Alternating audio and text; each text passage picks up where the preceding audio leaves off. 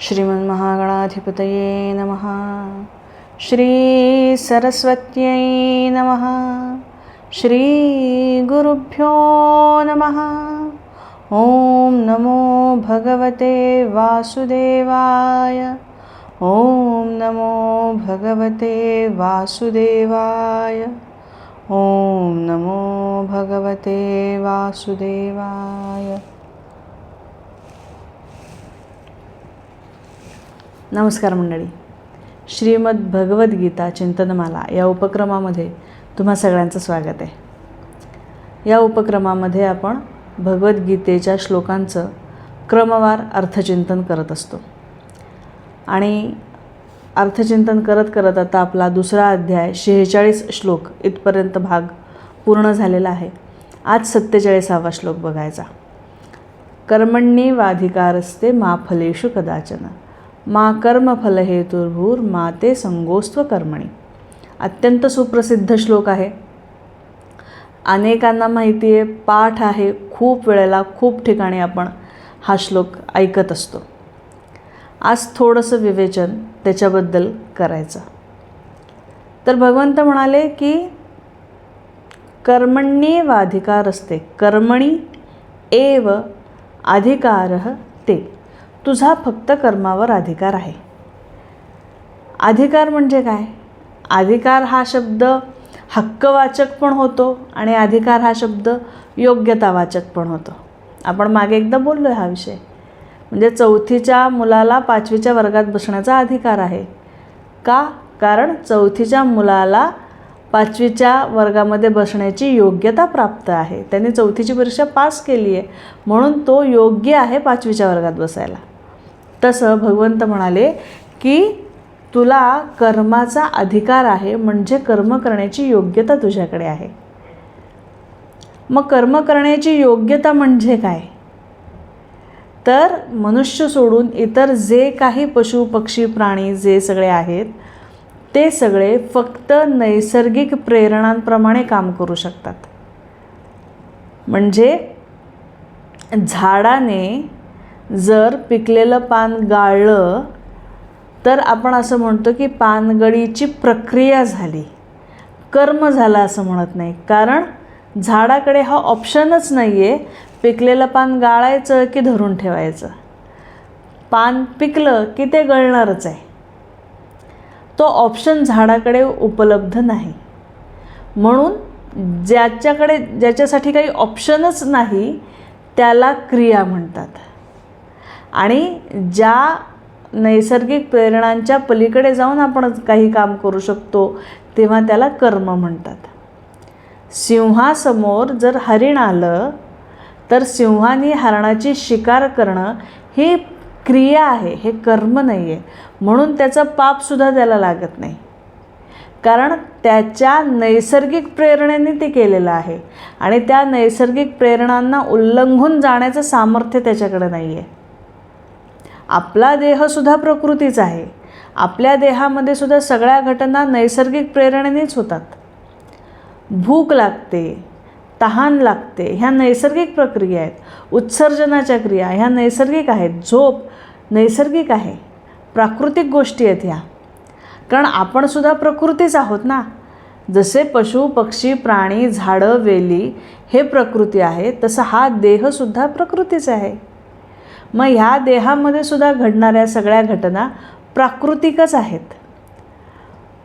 म्हणून तर आपल्याकडे आपण स्तवन करतो, आपण प्रकृतीला जगदंबा म्हणतो, देवी म्हणतो, आदिमाया म्हणतो आणि ह्या प्रकृतीची आपण साधना आराधना करत असतो आणि त्या प्रकृतीची कृपा आपल्यावर राहावी आणि आपली ही प्रकृती नीट राहावी, आपली तब्येत नीट राहावी म्हणून आपण तिच्याकडे आपल्या आरोग्याची प्रार्थना करत असतो। या देवी सर्वभूतेषु क्षुधारूपेण संस्थिता नमस्तस्यै नमस्तस्यै नमस्तस्यै नमो नमः। क्षुधा, मला भूक लागते म्हणून मी अन्न ग्रहण करू शकते आणि म्हणून माझी तब्येत नीट राहते आणि म्हणून मला कार्य करायला शक्ती मिळते। मग मला जर भूकच लागली नसती तर माझं आरोग्य कसं नीट राहिलं असतं? मग ही प्राकृतिक घटना आहे, क्षुधा आपल्याला लागते ही, आणि त्या प्राकृतिक घटनेला आपण देवत्व मानतो आणि त्याची आराधना करतो. तसंच या देवी सर्व भूतेषु निद्रारूपेण संस्थिता. बेडवर पडू शकतो आपण, पण झोप लागेल याची खात्री आहे का? झोप आपल्या हातात आहे का? नाही. या देवी सर्व भूतेषु तृष्णारूपेण संस्थिता. तहान लागते. कित्येक जणांना बघा तहानच लागत नाही, खूप कमी पाणी पितात आणि मग त्यांना डिहायड्रेशनचे प्रॉब्लेम होतात. पण ते म्हणतात आम्हाला पाणी प्यायची इच्छाच होत नाही, लक्षातच राहत नाही, त्याच्यामुळे आपोआपच पाणी कमी जातं आणि मग बाकीचे प्रॉब्लेम सुरू होतात. मग तहान लागणं हे सुद्धा तिची कृपा आहे. क्षुधा लागणं हे सुद्धा तिची कृपा आहे. वेळच्या वेळी झोप येऊन ताजंतवानं करणं ही सुद्धा तिचीच कृपा आहे. जसं ह्या शारीरिक गोष्टी, तसं या देवी सर्व भूतेषु बुद्धिरूपेण संस्थिता. या देवी सर्व भूतेषु स्मृतिरूपेण संस्थिता. ह्या सगळ्या मानसिक गोष्टीसुद्धा प्राकृतिक आहेत आणि ह्यासुद्धा त्या जगदंबेच्या कृपेने होतात असं आपण म्हणतो. आणि म्हणून प्रकृतीची आराधना, साधना करण्याची आपल्याकडे एक प्रथा आहे. म्हणजे आपलं देह, मन, बुद्धी हे सुद्धा खरं तर प्राकृतिकच आहेत. पण ह्याच्या पलीकडे जाऊन आपल्याकडे एक क्षमता आहे की ह्या प्राकृतिक गोष्टींच्या पलीकडे जाऊन काही निर्णय घेण्याची क्षमता आपल्याकडे दिलेली आहे आणि त्याला कर्म म्हणतात. म्हणजे मला भूक लागली, प्रकृतीच्या नियमाप्रमाणे भूक लागल्यानंतर मी खायला पाहिजे, पण मी निर्णय घेते की आज माझा उपास आहे, आज माझी निर्जला एकादशी आहे आणि मी काही खाणार पिणार नाही. हे प्रकृतीच्या प्रेरणेच्या पुढे जाऊन निर्णय घेतला म्हणून ते कर्म झालं.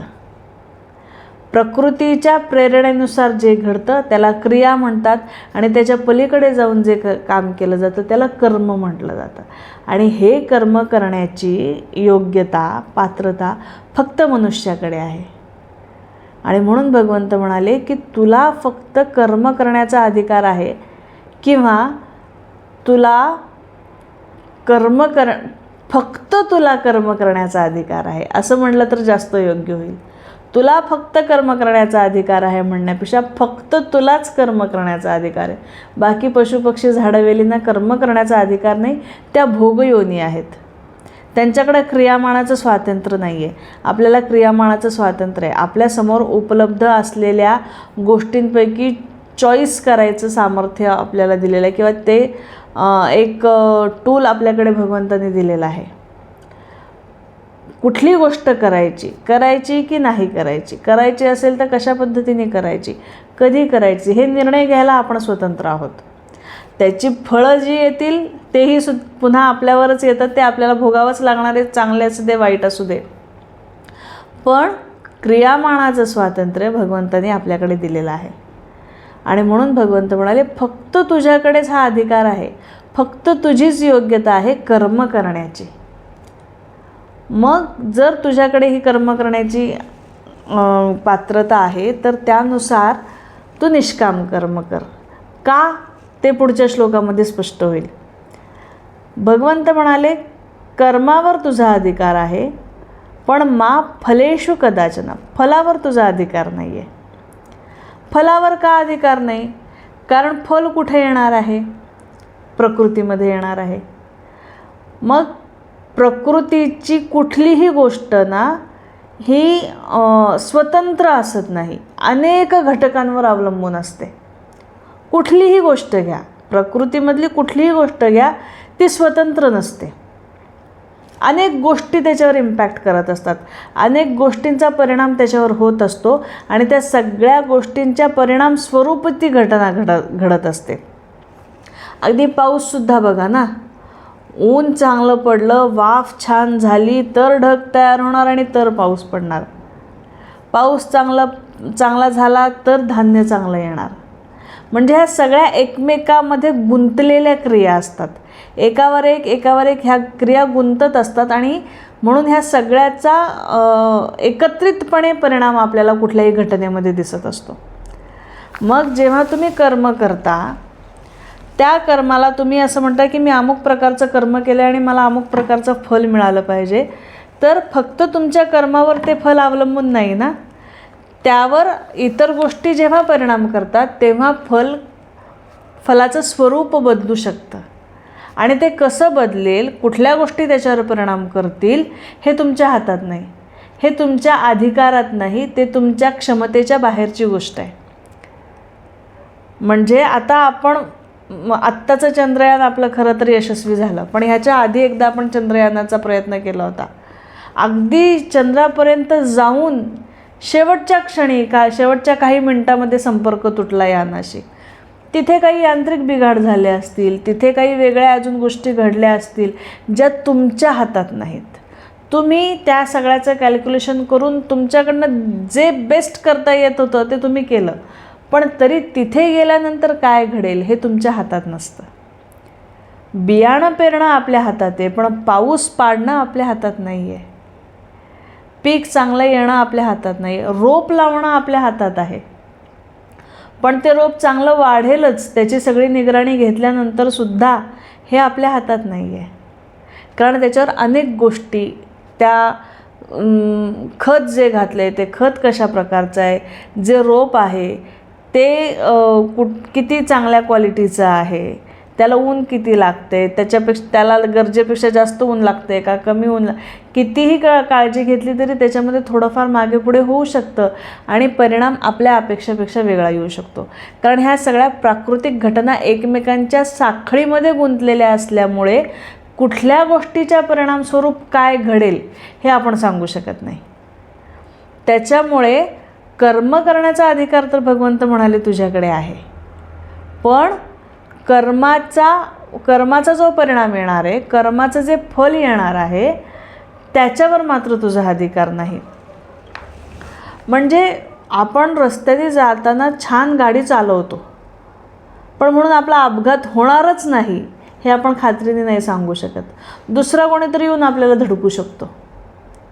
आपण कितीही व्यवस्थित गाडी चालवत असलो तरी दुसऱ्याने धडक मारली आणि आपला पाय फ्रॅक्चर झाला, ह्याच्यावर तुमचा कंट्रोल आहे का? नाही. पण म्हणून मग मी नीट चालवली आणि त्यांनी धडक मारली आणि माझा पाय फ्रॅक्चर झाला, मी पण उद्यापासून नीट गाडी चालवणार नाही, असं करूनही चालणार नाही. कारण तुम्ही नीट गाडी चालवून क्वचित कधीतरी एखादा येऊन तुम्हाला धडकेल. तुम्हीच जर गाडी नीट न चालवण्याचं ठरवलं तर तुम्ही रोज पडाल. कारण व्यक्तिमत्व जे घडवतं ना मनुष्याचं, ते कर्म घडवतं, फल नाही घडवत. अपघात झाला, पाय फ्रॅक्चर झाला, हे फल झालं, पण त्याच्यामुळे तुमचं व्यक्तिमत्व घडत नाही. तुम्ही जर उत्तम प्रकारे कर्म करत असाल, तुम्ही जर वाहतुकीचे नियम पाळत असाल, तुम्ही बाकी सगळ्या गोष्टीमध्ये तुम्ही पर्टिक्युलर राहत असाल, तर त्या गोष्टींनी तुमचं व्यक्तिमत्व घडलं जाणार आहे. फलाने व्यक्तिमत्व कधीही घडत नाही, कर्माने व्यक्तिमत्व घडतं. आणि म्हणून फल काय येतं ह्याच्याकडे लक्ष न देता कर्म नीट करण्याचं आपण ठरवलं पाहिजे. म्हणून फलावर लक्ष ठेवू नको.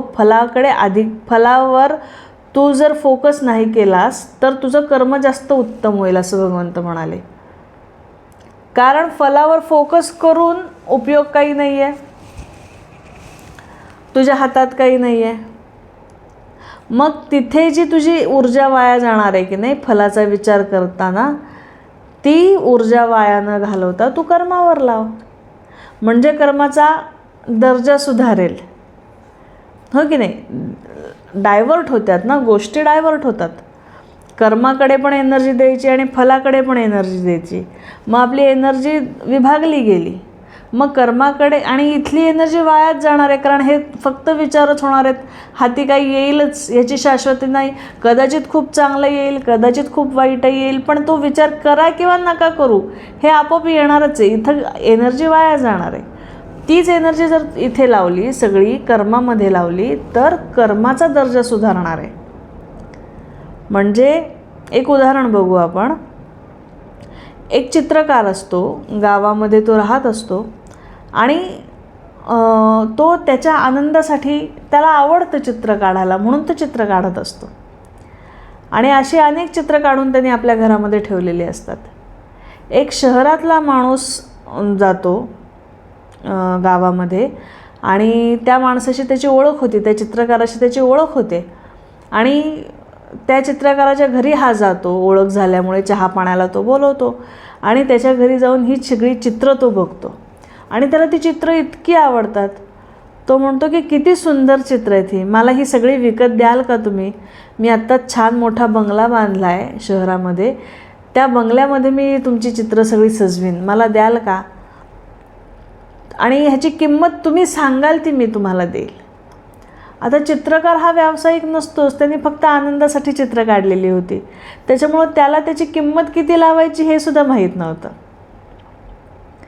पण हा जो मनुष्य होता हा दर्दी होता, कलेचा जाणकार होता, म्हणून त्यांनी लाखो रुपये त्या चित्रकाराला दिले आणि सगळी चित्र विकत घेतली आणि ती घरी येऊन आपल्या बंगल्यामध्ये सजवली. आता त्याचे जे मित्र, त्या श्रीमंत माणसाचे मित्र त्याच्या घरी एकदा आले. त्यांनी ही चित्र बघितली, म्हणाले किती सुंदर चित्र आहेत, कुठून घेतलीस? म्हणे अरे असं एका गावाला गेलो होतो, मी गावी गेलो होतो फिरायला सुट्टीसाठी म्हणून, आणि तिथे मला एक चित्रकार भेटला आणि त्याची ही कला आहे, मला आवडली म्हणून मी विकत घेतली. तर त्याचे मित्र म्हणाले की आम्हालाही त्याचा पत्ता दे, आम्हीसुद्धा त्याच्याकडनं छान चित्र विकत घेतो आणि आमचीही घरं छान सजवतो आहे ह्या चित्रांनी. हो म्हणाले, देतो की. त्यांनी पत्ता दिला. ती माणसं, त्याचे मित्र होते ते त्या चित्रकाराकडे गेले आणि म्हणाले की तुमची कला आम्ही बघितली, फार छान कला आहे परमेश्वराने तुम्हाला दिली आहे, तेव्हा आमच्यासाठी सुद्धा तुम्ही अशी चित्र काढून द्याल का? आणि आम्हीसुद्धा तुम्हाला लाखो रुपये द्यायला तयार आहोत, पण आम्हाला अशीच इतकीच सुंदर चित्र काढून द्या. होय म्हणाला, देईन की, पण 6 महिने लागतील एवढी चित्र काढायला, 6 महिन्यांनी या तुम्ही. ठीक आहे म्हणाले. हे लोक गेले आणि आता ह्यांनी चित्र काढायला सुरुवात केली. ह्याच्या आधी तो चित्र काढायचा, तो आनंद व्यक्त करण्यासाठी, त्या कलेची अभिव्यक्ती होण्यासाठी, आपल्या आनंदाचं प्रक्षेपण होण्यासाठी ती चित्र काढली जात होती. पण आता त्याला माहिती आहे की ही चित्र काढल्यानंतर आपल्याला लाखो रुपये मिळणार आहेत, म्हणून त्या लाख रुपयांच्या चिंतनामध्ये त्याची एनर्जी थोडीशी विभागली गेली आणि चित्र काढताना ते विचार त्याच्या मनामध्ये घोळू लागले की आता एवढी माझी चित्र काढली तर मला एवढे पैसे मिळतील, मग त्याच्यातनं मी हे घेईन, मग ते घेईन, असे त्याचे विचार सुरू झाले. आणि जेव्हा मला लाख रुपये मिळणार आहेत तेव्हा त्या प्रतीचं काम मला द्यायला पाहिजे, ही एक जबाबदारीसुद्धा आली त्याच्याकडे. आणि म्हणून चित्र काढावं, त्यांनी एखादा आकार काढावा आणि विचार करावा, नाही लाख रुपयाच्या मोलाचं हे काही झालेलं नाही आहे, जाऊ दे, दुसरं काढतो. पुन्हा काढावं, पुन्हा वाटावं की नाही ही रंगसंगती काही उत्तम जमून आलेली नाही आहे, त्या लोकांना नाही आवडलं तर कदाचित ते विकत घेणार नाहीत. असं करून प्रत्येक चित्र तो कॅन्सल करत जातो आणि 6 महिने होतात तरी एकही चित्र काढून होत नाही. 6 महिन्यांनी ते लोक आले आणि ते म्हणाले की अहो चित्र का नाही काढली तुम्ही, आम्ही चित्र घ्यायला आलो आहे. आणि मग तो ह्या सगळ्या 6 महिन्याच्या गोंधळामध्ये त्याचे जे काही मानसिक गोंधळ उडाले, जे काही त्याच्या इच्छा, आकांक्षा, अपेक्षा, दुःख, अपेक्षाभंग, हे सगळं जे काही त्याचं झालं त्याच्यामधनं तो शिकला आणि तो म्हणाला की क्षमा करा, मला पैशासाठी काम करता येणार नाही. मी आत्तापर्यंत जे काम केलं ते माझ्या अभिव्यक्तीसाठी केलं आणि त्याचे पैसे मिळाले, पण माझंच चुकलं, मी त्या पैशावर अवलंबून राहून चित्र काढण्याचा प्रयत्न केला, मला जमलं नाही. तुम्ही मला आणखी थोडे दिवस द्या, मला पैसे नकोत, मी चित्र मला जेव्हा आनंदाने होईल तेव्हा मी काढीन आणि तुम्हाला फोन करेन. त्या पद्धतीने मग त्यांनी पुन्हा नेहमीच्या पद्धतीप्रमाणे आनंदासाठी म्हणून जेव्हा चित्र काढली, तेव्हा पैशाचा विचार न करता जेव्हा चित्र काढली तेव्हा त्याची चित्र उत्तम झाली आणि त्या लोकांनी ते विकत घेतलं. म्हणजे जेव्हा तुम्ही फलावर जेव्हा अपेक्षा ठेवता, फलाकडे जेव्हा तुम्ही लक्ष ठेवता, तेव्हा तुमचा कामाचा दर्जा खालवण्याची शक्यता असते. म्हणून आणि तिथे लक्ष देऊन उपयोग होणार नसतो, मग तिथली एनर्जी वाचून कर्मामध्ये लावा असं भगवंत म्हणाले. आणि मग जे येईल ते येऊ द्या, जे फल येईल ते येऊ द्या. फळ येणारच नाही आहे असं नाही आहे, फळ तर येणारच आहे. कुठलंही कर्म फल देऊनच शांत होणार आहे. त्यामुळे फल मिळणार नाही किंवा फळ सोडा असं नाही आहे. जे येईल ते येऊ द्या. तुम्ही त्याच्यावर चांगलं वाईट योग्य अयोग्य असं शिक्का मारू नका. जे प्रकृतीच्या नियमाप्रमाणे येईल ते येऊ द्या. मीराबाईचं एक सुंदर भजन आहे. त्याच भजनाचं नंतर गीत झालं बॉलिवूडमध्ये एका सिनेमामध्ये. ते म्हणजे त्याचं कडवं म्हणजे त्याचं ध्रुवपद फक्त घेतलं आहे, नंतरची कडवी त्या पिक्चरमधल्या कॅरेक्टर अनुसार थोडीशी बदललेली आहेत. पण मूळ जे गाणं, त्या गाण्याचा जो बेस आहे तो मीराबाईच्या भजनावरनं घेतलेला आहे. प्रसिद्ध गाणं आहे, तुम्हाला सगळ्यांना माहिती असेल, ऋषी कपूरचं गाणं आहे. करना फकीरी फिर क्या दिलगिरी, सदा मगन में रहना जी. कोई दिन हाथी नि कोई दिन घोड़ा, कोई दिन पैदल चलना जी. कैसा भी हो वक्त मुसाफिर, पल भर ना घबराना जी. कोई दिन लाडू नि कोई दिन पेड़ा, कोई दिन लाडू नि कोई दिन पेड़ा, कोई दिन फाकम फाका जी. करना फकीरी फिर क्या दिलगिरी, सदा मगन में रहना जी. कोई दिन हाथी नि कोई दिन घोड़ा, कोई दिन पैदल चलना जी. कारण कधी हत्ती मिळेल बसायला, कधी घोडा मिळेल आणि कधी पायी चालावं लागेल ह्याच्यावर तुमचा कंट्रोल नाही. मीराबाईच्या भजनामध्ये मीराबाई शेवटच्या कडव्यामध्ये असं लिहितात, मीरा के प्रभू गिरीधर नागर, आन पडे जो सहनाजी. जे येईल ते सहन करा. आणि सहन करण्याची व्याख्या आपण मागे मात्रा स्पर्श असतो कौंतेय शीतोष्ण सुखदुःखदाह ह्या श्लोकाच्या वेळेस बघितलं आहे.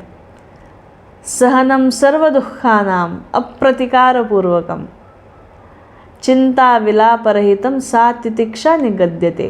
तीच तितिक्षा इथे वापरायची. सहन करायचं आहे, जे येईल. सहन करायचं म्हणजे सहन करतोय हा सुद्धा भाव ठेवायचा नाही आहे, कारण ते सुद्धा ठेवायची अपेक्षा नाही आहे.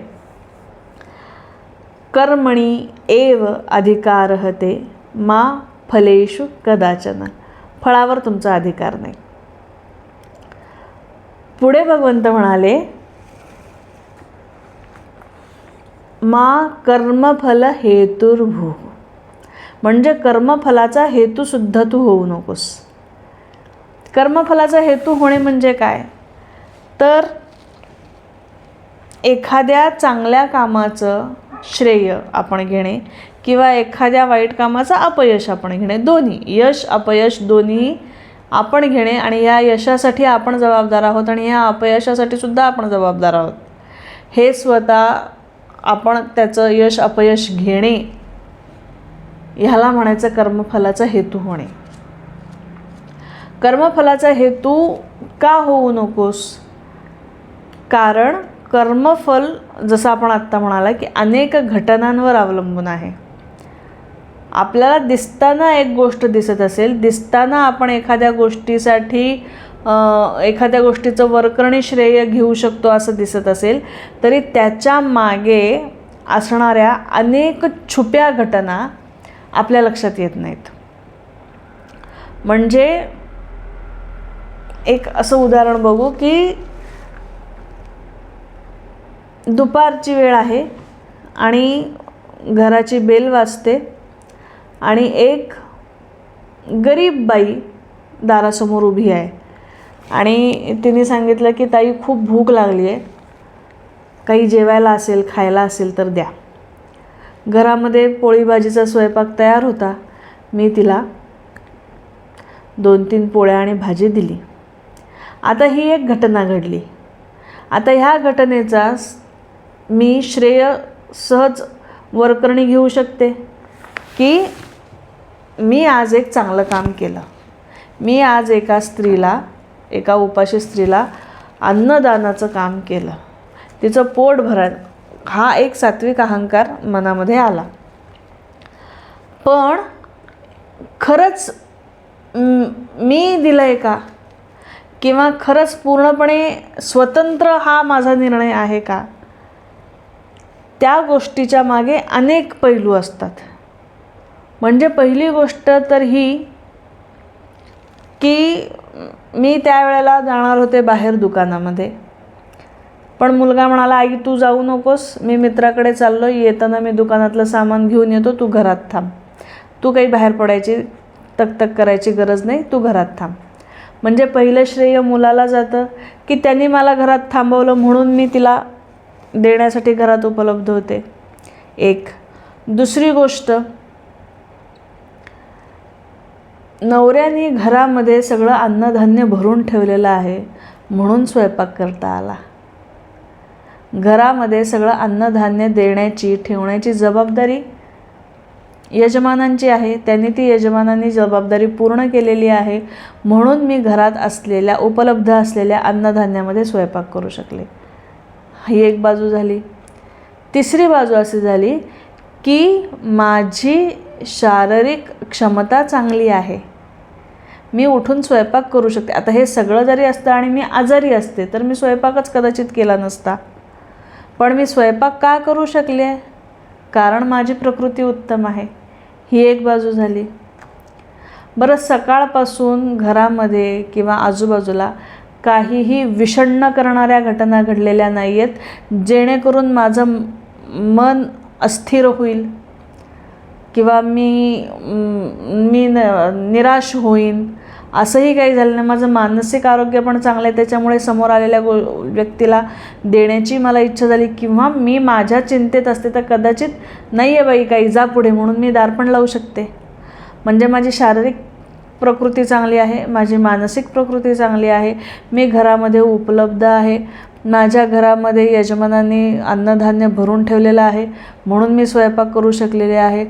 लहानपणापासून आईवडिलांनी असे संस्कार केलेत की होता होईल ते द्यावं. कित्येक जणांकडं असतं तरीसुद्धा देण्याची इच्छा होत नाही, ते आहे. अशा अनेक अजून अगदी ह्या मोठ्या मोठ्या गोष्टी बघितल्या, ह्या प्रत्येक गोष्टीच्या मागे अजून काही गोष्टी आहेत. यजमानांनी घरात अन्नधान्य भरून ठेवलं आहे कारण त्यांनी उत्तम शिक्षण घेऊन ते उत्तम प्रकारे कमवू शकतात, ते उत्तम प्रकारे कमवू शकतात कारण त्यांच्या आईवडिलांनी त्यांना शिक्षण दिलेलं आहे. अशा अनेक गोष्टींची साखळी असते, अनेक गोष्टींची साखळी असते. आणि ह्या सगळ्या गोष्टींच्या साखळींचा परिणाम म्हणून ही एक घटना घडली की मी त्या स्त्रीला पोळी भाजी दिली. जसं माझ्या एंडवर ह्या सगळ्या घटनांची ही साखळी आहे, तशी त्या स्त्रीच्या एंडवर, त्या स्त्रीच्या बाजूला पण ती आज माझ्या दारात का उभी राहिली ह्यासाठी तिच्याकडे अनेक घटनांची साखळी आहे, अनेक घटनांची साखळी आहे. कोणी हाकलून दिला असेल, कोणी काही झालं असेल, व्हॉटएव्हर, काही तिच्या अजून काही गोष्टी असतील. ती माझ्या दारासमोर येण्यासाठी मागे अनेक घटना घडल्यात.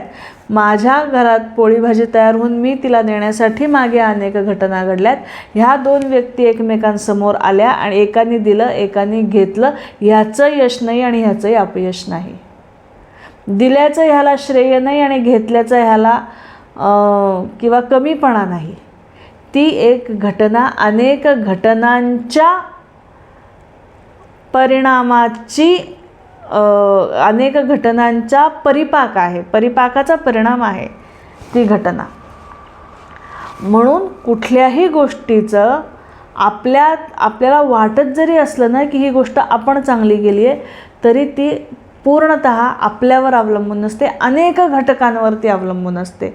आणि मग जर इतके घटक त्याच्यामध्ये अवलंबून आहेत किंवा इतके घटक त्यावर परिणाम करणारे आहेत, तर आपण त्या गोष्टीचं श्रेय किंवा यश किंवा अपयश कसं घेऊ शकतो. अपयश तर घ्यायला लोक मागत म्हणजे टाळतातच, पण यश घेण्यासाठी, श्रेय घेण्यासाठी मात्र अगदी चढाओढ लागलेली असते लोकांची. म्हणजे एखादा डॉक्टर खूप छान आहे, त्याच्या हाताला चांगला गुण आहे, खूप चांगला निदान करतात ते डॉक्टर, रोगी खूप पटकन बरे होतात त्यांच्या औषधाने. असा एखाद्या डॉक्टरचा नावलौकिक झाला की त्यांच्या नात्यातले कोणतरी काका म्हणतात, मी फार पूर्वीच ह्याच्या वडिलांना सल्ला दिला होता की ह्याला मेडिकलला घाला, मुलगा हुशार आहे, नाव काढेल, म्हणून आज त्याचं एवढं सगळं चांगलं झालं. मी सल्ला दिला होता मेडिकलला घाला म्हणून. म्हणजे तुमच्या सल्ल्याने झाला का तो डॉक्टर? त्या मुलाचे श्रम नाही आहेत का? त्याला डॉक्टरी शिकवण्यासाठी त्याच्या वडिलांनी जी काही पैशाची तजवीज केली असेल त्याचं काही श्रेय नाही आहे का? पण सल्ला माझा म्हणून तो डॉक्टर झाला. असं अगदी छोट्या छोट्या गोष्टींचे श्रेय घेण्यासाठी आपण धावपळत असतो. आणि श्रेय घेण्यासाठी खूप आपण सगळं आज आजूबाजूला जे बघतो आहे ते सगळ्याच गोष्टींचं सगळ्यांना श्रेयच लाटायचं आहे. पण खरोखर जेव्हा तुम्ही एखादी गोष्ट आपल्याला दिसते ना डोळसपणे की ह्या गोष्टीसाठी मी कारणीभूत, त्या गोष्टीसाठी सुद्धा तुम्ही कारणीभूत नसता. म्हणून मा कर्मफल हेतुर्भुः, म्हणून कर्मफलाचा हेतूसुद्धा तुम्ही होऊ नका, त्याचं श्रेयसुद्धा तुमचं नाही आहे. रहीमसेन नावाचे एक संत होते आणि ते खूप दानी होते. त्यांचा असा लौकिक होता की रोज सकाळी ते उठून आपल्या अंगणामध्ये बसायचे आणि आलेल्या प्रत्येक जणाला, याचकाला भरभरून दान द्यायचे. पण दान देताना काय करायचे ते की ओंजळभर असं दान द्यायचं समोरच्याला, पण मान मात्र खाली घालायची.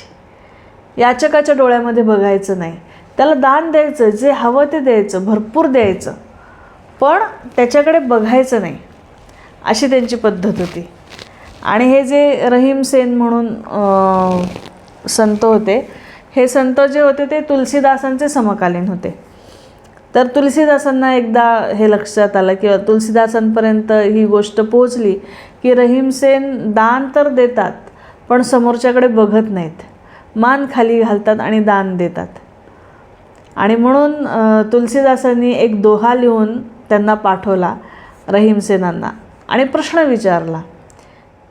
तुलसीदास म्हणाले, ऐसी देनी देनजू कित सीखे हो सेन, जो जो कर ऊंचो करो तो नीचे ने. ऐसी देनी देनजू कित सीखे हो सेन. सेन म्हणजे रहीमसेन. अशी पद्धत कुठून शिकलास तू सेन? ही देण्याची पद्धत कुठली तुझी? जो जो करो ऊंचो करो तो नीचे नेन. देण्यासाठी तुझा हात वरवर जातो आणि नजर मात्र खाली झुकते. ही काय पद्धत आहे? कुठून शिकलास ही दान देण्याची पद्धत? रहीमसेनांनी तुलसीदासांना उत्तर लिहिलं. त्यांनी दोहा लिहिला आणि दोह्यामधनं उत्तर दिलं. रहीमसेन म्हणाले, देनहार कोई और है, भेजत जो दिन रैन, लोग भरम हम पर करे, तासो नीचे ने.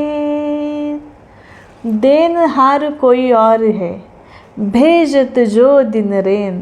अहो देणारा कोणीतरी वेगळाच आहे, जो माझ्याकडे दिवस रात्र पुरवठा करतोय वस्तूंचा, पैशाचा, धनाचा, सामानाचा, सगळ्याचा पुरवठा तो करतोय माझ्याकडे. देनहार कोई और है, भेजत जो दिन रेन, लोग भरम हम पर करे.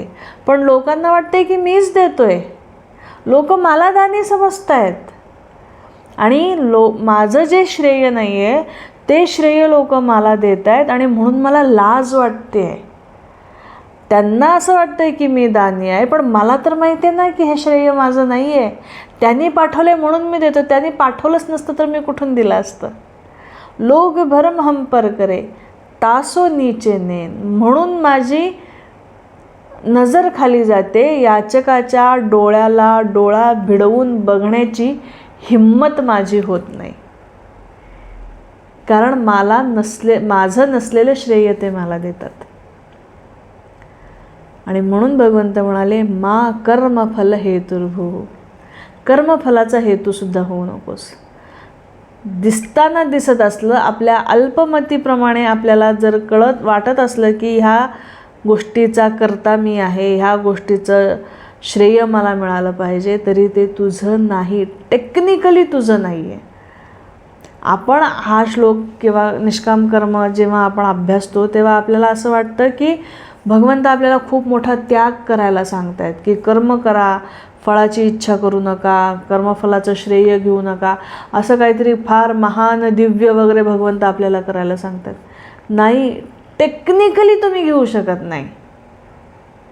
तुम्हाला घ्यायचं म्हटलं तरी तुम्ही घेऊ शकत नाही. तुम्ही कुठल्या बेसिसवर घेणार आहे? कुठल्याही गोष्टीचं श्रेय घ्यायला काय पाया आहे तुमच्याकडे, काय बेस आहे? इतक्या अनेक गोष्टींनी जेव्हा एखादी घटना घडते तेव्हा तुम्ही त्या मोठ्या घटनेचे एक बारीक धागा म्हणून जर तुमची उपस्थिती असेल तर तुम्ही सगळ्या घटनेचं श्रेय कसं घेऊ शकता?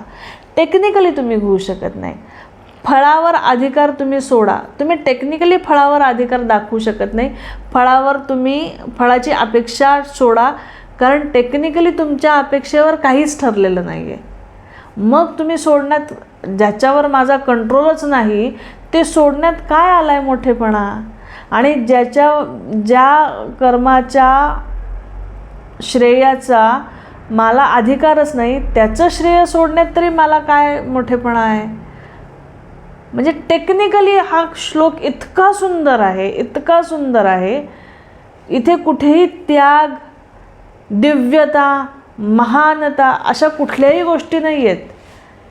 A+B=C इतकं साधं सरळ इक्वेशन आहे, अत्यंत साधं समीकरण आहे. ह्याच्यामध्ये फार महान दिव्य वगैरे काहीच नाही आहे. तुम्ही करू शकत नाही, तुम्ही श्रेय घेऊ शकत नाही, तुम्ही फळाची अपेक्षा ठेवूच शकत नाही, कारण ते तुमच्या कंट्रोलच्या बाहेरच आहे. ते तुमचं डिपार्टमेंटच नाही आहे. तुमच्या डिपार्टमेंटमध्ये तुम्ही काम करा. म्हणून भगवंत म्हणाले की कर्म कर, फळाची अपेक्षा करू नकोस, अट्टहास करू नकोस की अशाच पद्धतीने यायला. अपेक्षा म्हणजे फळ येणारच आहे, पण अशाच पद्धतीने आलं पाहिजे, हा अट्टहास करू नकोस. कोई दिनी लाडू नि कोई दिनी पेढा, कोई दिन फाकम फाका, जसं यायचं आहे ते येऊ दे. आणि कर्मफलाचा सुद्धा हेतू होऊ नकोस.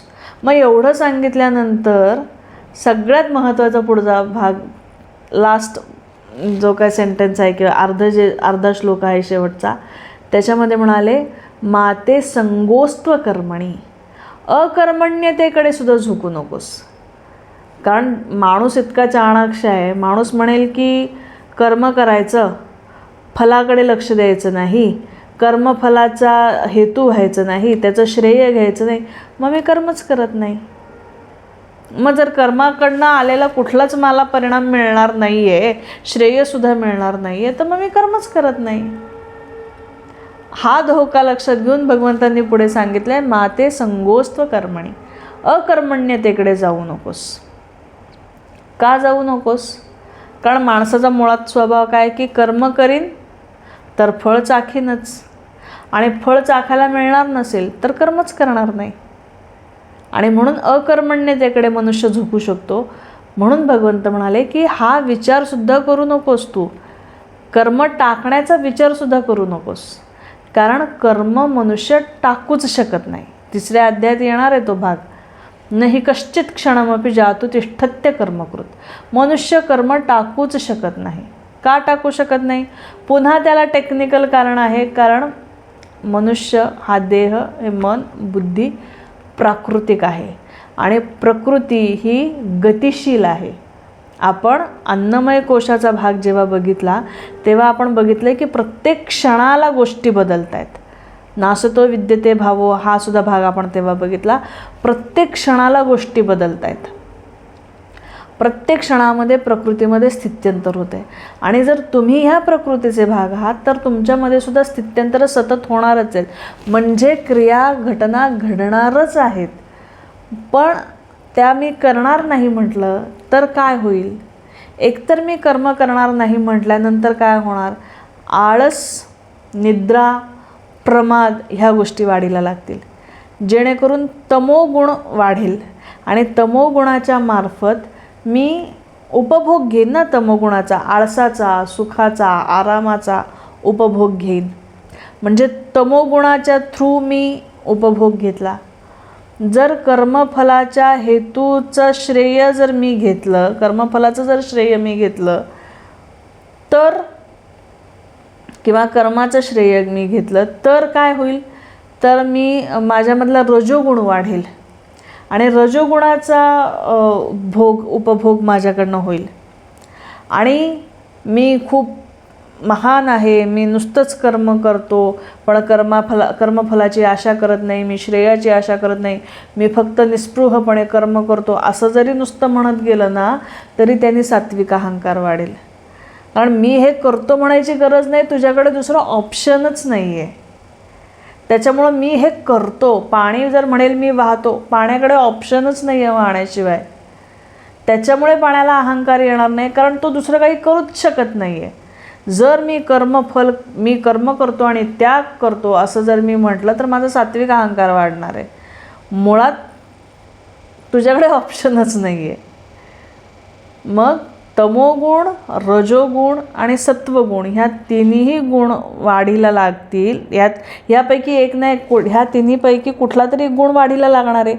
कर्माचा त्याग केला तरी, कर्मफलाचा हेतू झाला तरी आणि निस्पृहतेचा अभिमान बाळगला तरी कुठला ना कुठला एक तुमच्याकडे येणार आणि तेच तुमचं कर्मबंधन होणार. म्हणून कर्म टाकायचंही नाही आहे. कर्म जर तुम्हाला करणं भागच आहे तर मग निष्काम कर्म करा. तुमच्याकडे ऑप्शनच नाही आहे. निष्काम कर्माला तुमच्याकडे प्रॅक्टिकली ऑप्शन नाही आहे काही. कर्तव्य भावनेने काम करत राहायचं आहे. आणि कर्तव्यसुद्धा कसं, मी कर्तव्य केलं निदान म्हणा तरी, मी रोज कर्तव्य करते स्वयंपाक करायचं, निदान तुम्ही नीट केलं म्हणा तरी, याचीसुद्धा प्रॅक्टिकली गरज नाही आहे. आपण खूप सोशल कंडिशनिंगनी खूप चुकीचे विचार करतो, तेव्हा ह्याचीसुद्धा आवश्यकता नाही आहे. खरं तर जेव्हा ह्या श्लोकाची टेक्निकॅलिटी तुमच्या लक्षात येईल ना, तेव्हा ह्या सगळ्या गोष्टी मागं आपोआप पडणार आहेत. म्हणून इतका सुंदर श्लोक आहे. एवढा एक श्लोक आपल्याला कळला आणि तो श्लोक आपल्या आचरणामध्ये आला ना तर अतिशय सुखी पण नाही म्हणता येणार, सुखदुःखाच्या पलीकडे जाऊ आपण, कारण सुखदुःखाचंच द्वंद्व आहे. त्याच्याही पलीकडे आनंदाची अनुभूती ह्या श्लोकाच्या आचरणाने येऊ शकते. आणि मुळात ह्या श्लोकाच्या आचरणापलीकडे तुमच्याकडे काही ऑप्शनच नाही आहे. आपण उगाचच अहंकारवशात दुसरे ऑप्शन शोधतो आणि दुःखी होतो. तेव्हा हे फक्त समजून घ्यायचं आहे आणि मग जेव्हा हे समजेल ना तेव्हा आपोआप त्याच्याप्रमाणे कर्म आपली सुधारणारच आहेत. काही दुसरा पर्यायच उरत नाही एकदा हे समजल्यानंतर. म्हणजे अग्नीला हात लावला की पोळतो हे एकदा कळलं की पुढच्या वेळेस तुम्ही अग्नीला हात लावणारच नाही आहे. आपल्या ह्या कुठल्याही गोष्टीने कर्मबंधन कशा पद्धतीने होतं आहे आणि आपण हे काहीही प्रॅक्टिकली करू शकत नाही आहे हे जेव्हा लक्षात येईल तेव्हा आपोआपच निष्काम कर्मतेकडे मनुष्याचा कल घेऊन जाणार आहे त्याला. म्हणून इतका सुंदर श्लोक भगवंतांनी, म्हणून आज आपण खरं तर सगळा वेळ ह्या श्लोकावर दिला, कारण हा श्लोक नितांत सर्वांग सुंदर श्लोक आहे. अत्यंत सुरेख आणि अत्यंत आयुष्याबद्दल स्पष्टता देणारा श्लोक आहे. आणि ह्या श्लोकाबद्दल ॲक्च्युली ह्या श्लोकाचं एक्सप्लेनेशन देताना मी असा विचार केला होता की डॉक्टर संजय उपाध्यायांनी एक खूप सुंदर गीत लिहिलेलं आहे. 2ऱ्या अध्यायाचा सगळा गोषवारा देणारं त्यांनी एक गीत लिहिलं आहे. त्याच्यातलं एक कडवं मी आत्ता ह्या कर्मण्येवाधिकारस्ते मा फलेषु कदाचन ह्याबद्दल मी ते एक कडवं सांगणार होते. पण विचार केला की ते गीत इतकं सुंदर आहे की सगळंच गीत मी तुम्हाला सांगावं, कारण मधाचं बोट चाटवायचं आणि मधाची बाटली झाकून ठेवायची हे काही बरोबर नाही. मग एकच कळवं कशाला, सगळंच सांगूयात असा विचार करून ते आज ती रचना तुमच्याशी शेअर करते मी आज. डॉक्टर संजय उपाध्याय आपल्या सगळ्यांच्या ओळखीचे आहेतच. अनेकदा आपण त्यांना बघितलेलं आहे, यूट्यूबवर बघितलेलं आहे किंवा टी व्हीवर बघितलेलं आहे. कित्येक जणांनी प्रत्यक्ष त्यांचे प्रोग्रामसुद्धा अटेंड केलेले असतील. तर त्यांचं हे गीत आहे. 2ऱ्या अध्यायातल्या सगळ्या महत्त्वाच्या श्लोकांचा गोषवारा घेणारं हे गीत आहे. म्हणजे एवढं एक गीत लक्षात ठेवलं ना तर 2ऱ्या अध्यायातले सगळे महत्त्वाचे टॉपिक कवर होतात, असं हे गीत आहे. आणि हे गीत मी एकदा गीताधर्म मंडळाच्या एका ऑनलाईन मीटिंगमध्ये हे गीत ऐकलं. एक साधक आहेत, गीतेच्याच गायिका आहेत त्या खूप मोठ्या, त्या ज्यांच्याकडे शिक्षण घेतात, अपर्णा संत, त्यांनी ह्या शब्दांना चाल लावली. उपाध्ये सरांचे शब्द आहेत आणि त्या ज्या गायिका आहेत त्यांनी त्या ऑनलाईन मीटिंगमध्ये हे गाणं गायलं होतं आणि मला ते खूप आवडलं.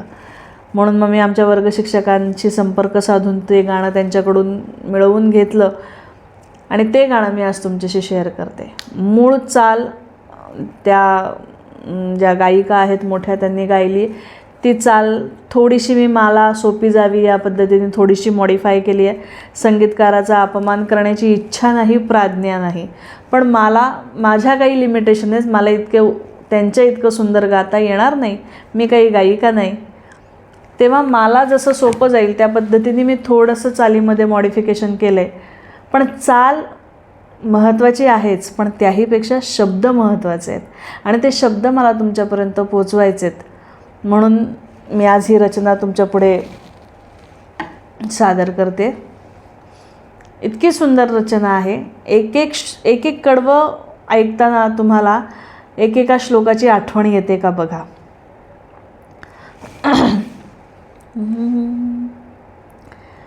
चिरंतन कथा है ये मरना ये जीना, चिरंतन कथा है ये मरना ये जीना, उठो पार्थ जागो वृथा है ये रोना. क्षत्रिय तू वीर लड़ना ही होगा, दुश्चित होगा जो रण छोड़ भागा. निंदा तुम्हारी हो जग देगा ताना, निंदा तुम्हारी हो जग देगा ताना, जग देगा ताना. उठो पार्थ जागो वृथा है ये रोना. जिनके लिए तो ये दुख कर रहा है, समझ लो कि उनका ही मरना यहाँ है. आत्मा का रहना काया का जाना, आत्मा का रहना काया का जाना, काया का जाना. उठो पार्थ जागो वृथा है ये रोना. बदलता है मानव कपड़ा पुराना, वैसे ही आत्मा को काया बदलना. बदलते हैं वो देह मृत्यु बहाना, बदलते हैं वो देह मृत्यु बहाना, मृत्यु बहाना, उठो पार्थ जागो, वृथा है ये रोना। अखंडित आत्मा कभी ना कटेगी, वो गीली न होगी, कभी ना जलेगी। असंभव है वायु का उसको सुखाना, असंभव है वायु का उसको सुखाना, उसको सुखाना। उठो पार्थ जागो, वृथा है ये रोना। मति अल्प जिसकी उसे फल की आशा, चंचल मति का ही जीवन निराशा। अतृप्त प्रज्ञा का चिंता जताना, अतृप्त प्रज्ञा का चिंता जताना, चिंता जताना। उठो पार्थ जागो, वृथा है ये रोना। मेरी सुनो वीर, स्थिर बुद्धि करना, परब्रह्म निर्वाण को प्राप्त करना। यही धर्म तेरा है, रण को लड़ाना। यही धर्म तेरा है, रण को लड़ाना, रण को लड़ाना। उठो पार्थ जागो, वृथा है ये रोना। चिरंतन कथा है ये मरना ये जीना, चिरंतन कथा है ये मरना ये जीना। उठो पार्थ जागो, वृथा है ये रोना। उठो पार्थ जागो, वृथा है ये रोना। उठो पार्थ जागो, वृथा है ये रोना। किती सुंदर रचना आहे ना. संपूर्ण दुसऱ्या अध्यायाचा गोषवारा आलेला आहे याच्यात. मती अल्प जिसकी उसे फल की आशा. ज्याची बुद्धी हे बघूच शकत नाही की आपण फलाची आशा करूच शकत नाही, त्याला अल्पमती म्हटलंय. मती अल्प जिसकी उसे फल की आशा, चंचल मती का ही जीवन निराशा. अतृप्त प्रज्ञा का चिंता जताना. चिंता करणं टेक्निकली करेक्टच नाही आहे किंवा त्याची गरजच नाही आहे. हे तुमची जेव्हा प्रज्ञा विकसित नसते तेव्हाच घडतं. तेव्हा प्रज्ञा विकसित करा, मती स्थिर करा. मती स्थिर कशी करायची, बुद्धी स्थिर कशी करायची हे पुढच्या काही श्लोकांमध्ये भगवंत सांगणारच आहेत. अजून कर्मयोगावर आधारित काही श्लोक अजून येणार आहेत आणि त्याच्यानंतर शेवटच्या मला वाटतं 17-18 श्लोकांमध्ये स्थितप्रज्ञाची लक्षणं येणार आहेत. तर तीही बघूयात आपण. कर्माच्या अनुषंगाने येणारे अजूनही काही श्लोक आहेत ते आपण पुढच्या भागामध्ये कव्हर करूयात. आजचा भाग आज आपण इथेच थांबूयात. कृष्णार्पणमस्तु.